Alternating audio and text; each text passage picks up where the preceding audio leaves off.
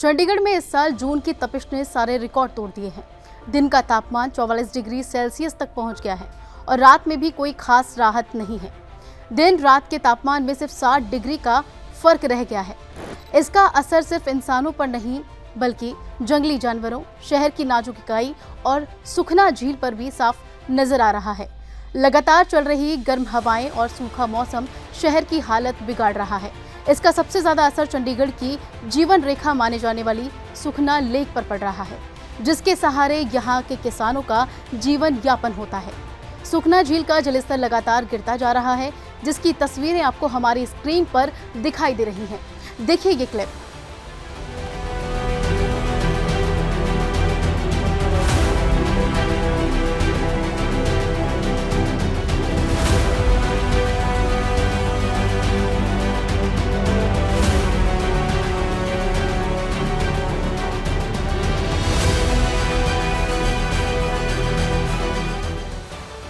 सुखना झील का जलस्तर पहले से अब घटकर 1156 फीट तक पहुंच गया है।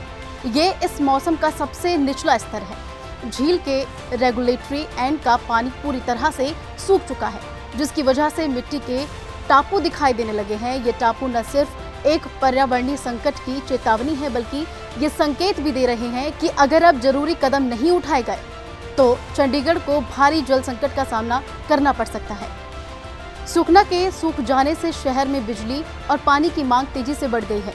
लोग कूलर, एसी और पंखे का ज्यादातर इस्तेमाल कर रहे हैं, जिससे बिजली की खपत चरम पर है। वहीं पानी की सप्लाई पर भी दबाव बढ़ गया है। पंचकूला और मोहाली जैसे आसपास के क्षेत्रों में भी बिजली और पानी की किल्लत सामने आने लगी है। चिंता की बात यह है कि मानसून अभी आने में समय है और आमतौर पर चंडीगढ़ में मानसून जून के आखिरी सप्ताह या फिर जुलाई के पहले सप्ताह तक ही पहुँचता है, लेकिन तब तक झील का जलस्तर और भी ज्यादा गिर सकता है।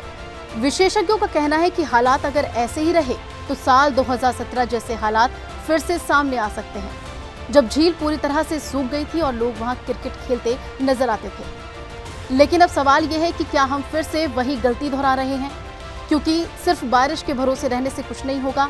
ऐसे में अब समय आ चुका है कि हम सिर्फ बारिश का इंतजार ना करें, बल्कि स्थायी समाधानों की तलाश करें, जैसे कि जल संरक्षण को बढ़ावा देना, झील में रेन वाटर हार्वेस्टिंग और आसपास के इलाकों से पानी की प्राकृतिक बहाव झील की ओर मोड़ देना जैसे जरूरी कदम उठाने की जरूरत है। क्योंकि आज सुखना चुप है, लेकिन उसका सन्नाटा बहुत कुछ कह रहा है।